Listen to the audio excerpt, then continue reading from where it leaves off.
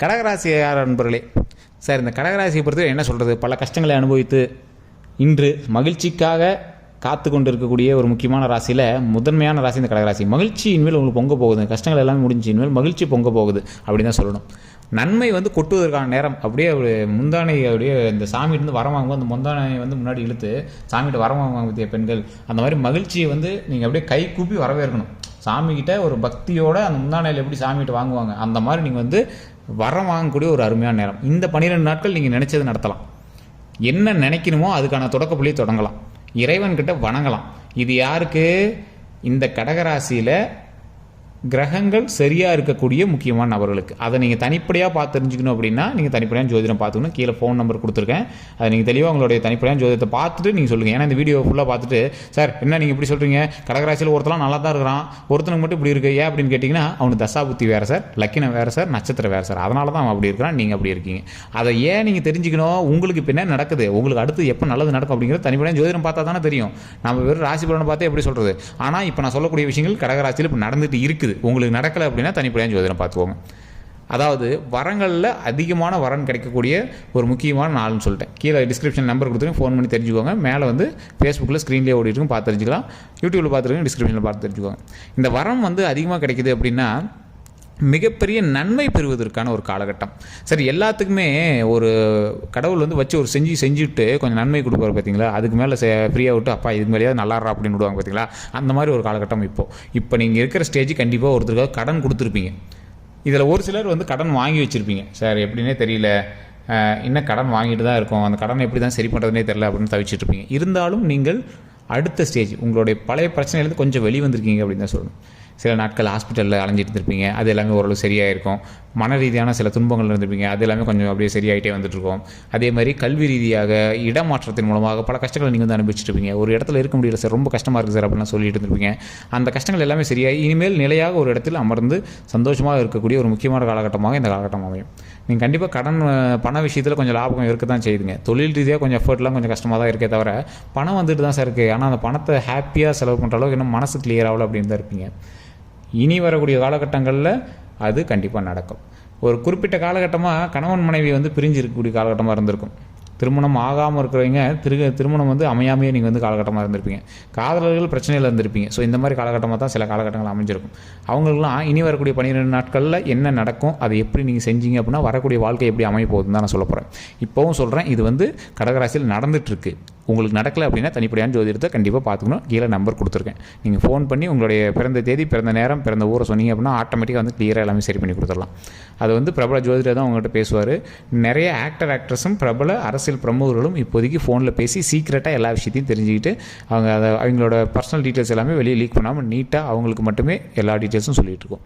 So உங்களுக்கு வேணும் அப்படிங்கிற பட்சத்தில் நீங்கள் ஃபோன் பண்ணி பிரபல ஜோதிடர்கிட்ட பேசிக்கலாங்க. சரிங்க, இப்போ இந்த வரம் கிடைக்கக்கூடிய காலகட்டமாக இந்த நேரம் அமையுது. ஆனால் இப்போ திருமணம் ஆகாதவங்க, திருமணம் ஆனவங்கலாம் கொஞ்சம் பிரிஞ்சு இருக்கிறாங்க, பிரச்சனைகள் இருக்காங்க, பேச்சுவார்த்தையெல்லாம் கொஞ்சம் கஷ்டத்தில் இருக்குது, கடன்லாம் ஓரளவுக்கு சரி பண்ணியாச்சு அப்படின்னு இருக்கிறவங்களெலாம் வரக்கூடிய காலகட்டம் நீங்கள் சேர்ந்து இனிமேல் இருக்கக்கூடிய ஒரு காலகட்டமாக அமையப்போகுது. அதற்கு ஒரு முதல் தொடக்க புள்ளியாக இனி வரக்கூடிய காலகட்டம் அமையப்போகுது. உங்களுக்குமே தெரியும் கிடைக்கும், ஆனால் ஏன் என்ன கிடைக்கல. ஒரு திருமணம் ஆகாமக்கிறீங்க, திருமணம் ஆகும் ஏன் என்ன திருமணம் ஆகலை அப்படின்னு வெயிட் பண்ணிகிட்டு இருப்பீங்க. குழந்தைக்காக வெயிட் பண்ணிட்டு குழந்தை வரம் கிடைக்கும், ஏன் என்ன கிடைக்கல அப்படின்னு வெயிட் பண்ணிகிட்டு இருப்பீங்க.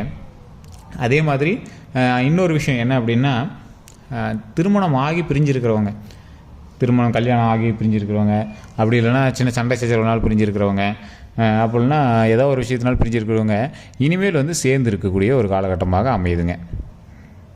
அதே மாதிரி தொழில் ரீதியான விஷயங்கள்லையும் சின்ன சின்ன வம்பு வழக்கெல்லாம் கொஞ்சம் பார்த்து பக்குவமாக இருக்கக்கூடிய ஒரு நேரமாகவும் இந்த நேரம் அமையுதுங்க. இதில் என்ன ஒன்று அப்படின்னா, இந்த திருமணமானவர்களுக்கு மட்டும்தான் இந்த காலகட்டம் கொஞ்சம் அப்படியே கொஞ்சம் ஸ்லைட்டாக மூவ் ஆகக்கூடிய ஒரு காலகட்டமாக இருக்கும். நீங்கள் திருமணத்துக்காக பார்த்துட்ருக்கீங்க அப்படின்னா அமைவதற்கு ஸ்டெப் எடுக்கக்கூடிய ஒரு காலகட்டம். திருமணத்துக்கு வெயிட் பண்ணுறீங்களா, இப்போ உங்களுக்கு அருமையான நேரம், ஸ்டார்ட் பண்ணுங்கள். இப்போலேருந்து தொழில் ஸ்டார்ட் பண்ணுங்கள். நீங்கள் யாரை வணங்கணும்? பத்ரகாளி அம்மனை வணங்கணும். பத்ரகாளி அம்மனை வணங்குனீங்க அப்படின்னா சில பிரச்சனைகள் தீர்வதற்கான ஒரு முக்கியமான காலகட்டமாக இந்த நேரம் அமையுது. தடைகள் இருக்குது, அந்த தடைகள் வந்து நிவர்த்தியாச்சு அப்படின்னா போதும். குலதெய்வ வழிபாடு பண்ணுங்கள். வருடம் பிறந்தாச்சு ஃபஸ்ட்டு குலதெய்வ வழிபாடு பண்ணுங்கள், பண்ணிவிட்டு பத்ரகாளி அம்மனை வணங்குங்க.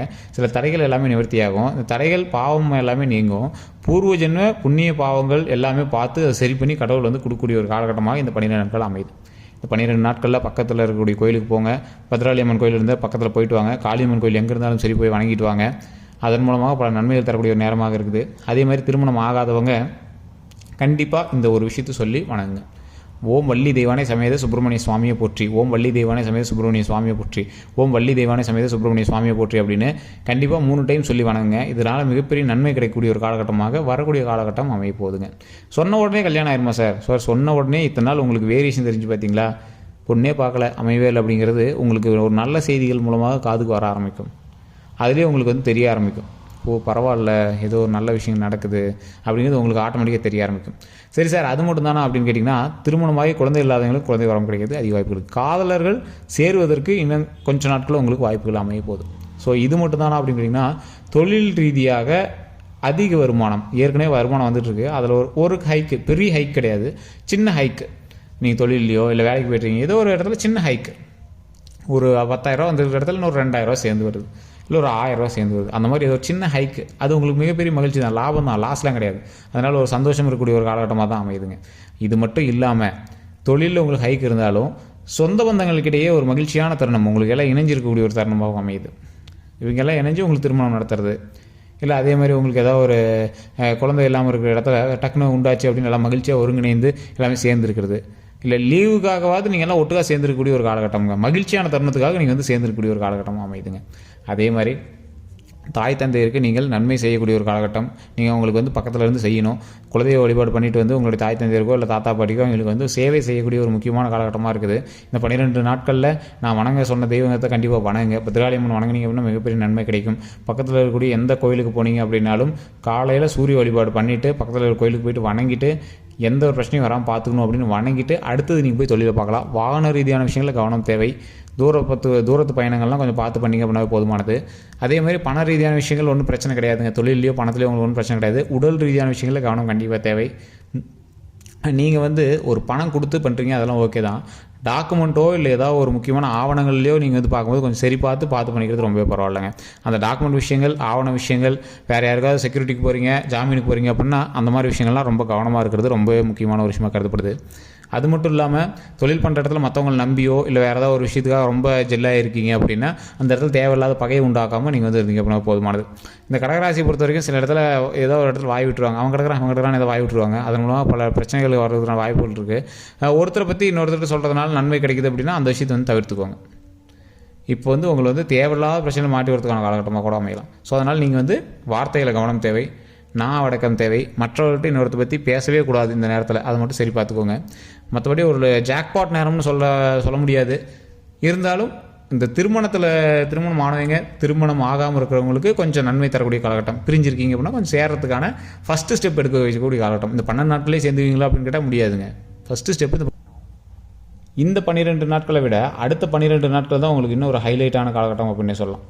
அது வந்து இப்போ வந்து நீங்கள் சில தோல்விகளை சந்திச்சிருப்பீங்க, இல்லை ஸ்டெப் ஏதாவது எடுத்து வச்சுருப்பீங்க. அடுத்த 12 நாட்கள்லாம் நீங்கள் வந்து வெற்றியை காணுவதற்கான ஒரு முக்கியமான காலகட்டம். அந்த காலகட்டத்தில் உங்களுக்கு நல்ல ஒரு மகிழ்ச்சியும் அடுத்து ஒரு சூப்பரான ஒரு லக்கியான விஷயமும் நடக்க போகுது. அதெல்லாம் தெரிஞ்சுக்கிறோம்னா நம்ம சேனல் ஃபாலோ பண்ணி வச்சுக்கோங்க, சப்ஸ்கிரைப் பண்ணி வச்சுக்கோங்க. இப்போ நான் வணங்க சொன்ன தெய்வம் நல்லா ஞாபகம் வச்சுக்கோங்க. குலதெய்வத்தை வணங்கிட்டு பத்ராளியம்மன் வணங்கணும். ஓம் பத்ராளியம்மனே போற்றி, ஓம் பத்ராளியம்மனே போற்றி, ஓம் பத்ராளியம்மனே போற்றி அப்படின்னு தினம் நீங்கள் வந்து சொல்லுங்கள். அதன் மூலமாக பல நன்மைகள் கிடைக்கும். அதே மாதிரி பல இடங்களில் நீங்கள் வந்து கோயிலில் போய் வணங்கியிருப்பீங்க, எல்லா இடத்துலையும் வணங்கியிருப்பீங்க. எந்த இடத்துலையும் கொஞ்சம் நேரமாவது உட்காந்து உங்களுக்கு என்ன தேவையோ அதை வந்து சொல்லி இறை வழிபாடு பண்ணிவிட்டு அதுக்கப்புறமேட்டு வாங்க. ஏன்னா மிகப்பெரிய நன்மை தருவதற்கு முக்கியமான ஒரு விஷயம் என்ன அப்படின்னா, கோயிலுக்கு போனீங்க அப்படின்னா வணங்கிட்டு வரணும். சிவாலயங்களுக்கு போனீங்க அப்படின்னா உட்காந்து வணங்கிட்டு வரணும். மற்ற எந்த கோயிலுக்கு போனாலும் உட்காந்து வணங்கிட்டு வரணும். பெருமாள் ஆலயத்துக்கு போனீங்க அப்படின்னா மட்டும் டக்குன்னு சாமி கும்பிட்டு வந்துடணும். இதை வந்து கண்டிப்பாக பண்ணுங்கள். ஏன்னா லக்ஷ்மி தாயார் அங்கே இருப்பாங்க. அங்கே உட்காந்து வந்தீங்க அப்படின்னா லக்ஷ்மி தாயார் வந்து அங்கேயே உட்காந்துடக்கூடாது. பார்த்தீங்களா, நம்ம லக்ஷ்மி தாயாரை வீட்டுக்கு கூப்பிட்டு வந்துடணும். ஸோ அதனால தான் லக்ஷ்மி வந்து வீட்டுக்கு கூப்பிட்டு வரணும் அப்படிங்கிறதுக்காக சாமியை கும்பிட்டு உடனே வந்துடுறது பெருமாள் கோயிலில். சிவன் ஆலயத்தில் நீங்கள் வந்து உட்காந்து அவர்கிட்ட பேசிட்டு வரலாம். உங்களுடைய தாய் தந்தையர்கிட்ட பேசிட்டு வர மாதிரி அவர்கிட்ட வந்து பேசிட்டு வரலாம். அதனால் பல நன்மைகளும் கிடைக்கும்.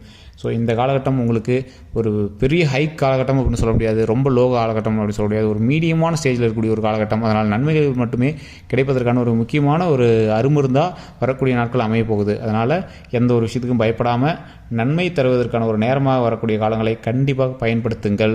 குலதெய்வ வழிபாடு கண்டிப்பாக பண்ணுங்கள். உங்களுக்கு வேறு எந்த ஒரு சந்தேகம் இருந்தாலும் கீழே டிஸ்கிரிப்ஷனில் நம்பர் கொடுத்துருக்கேன். ஜஸ்ட் நீங்கள் ஃபோன் பண்ணி ஃபோன் மூலமாகவே உங்களோட பிரச்சனையை சரி பண்ணிக்கலாம். அதே மாதிரி மேலே வந்து பார்த்தீங்கன்னா ஃபேஸ்புக்கில் பார்த்துருக்கீங்க அப்படின்னா ஸ்க்ரீன்லேயே நம்பர் கொடுத்துருக்கேன். அந்த நம்பருக்கு நீங்கள் ஃபோன் பண்ணி உங்களுடைய பிறந்த தேதி, பிறந்த ஊர், பிறந்த நேரத்தை சொல்லி உங்களுடைய ப்ராப்ளமை நீங்கள் வந்து சால்வ் பண்ணிக்கலாம். பிரபல ஜோதிடர் தான் பேசுவார். ஸோ நிறைய பிரமுகர்களும் அரசியல் பிரமுகர்களும் ஆக்டர்ஸுமே அவர்கிட்ட பேசி எல்லா பிரச்சனையும் சால்வ் பண்ணிட்டு தான் இருக்காங்க. உங்களுக்கு வேணும் அப்படிங்கிற பட்சத்தில் ஜஸ்ட் நீங்கள் வந்து ஃபோன் மூலமாகவே சரி பண்ணிக்கலாங்க. அதே மாதிரி நீங்கள் ஏற்கனவே வந்து ஏதாவது தொழில் பண்ணிட்டுருக்கீங்க அப்படின்னா அந்த தொழில் தடைகள் இருக்குது அப்படிங்கிற பட்சத்தில் குலதெய்வத்தினுடைய புகைப்படமோ அல்லது குலதெய்வத்தினுடைய நீரோ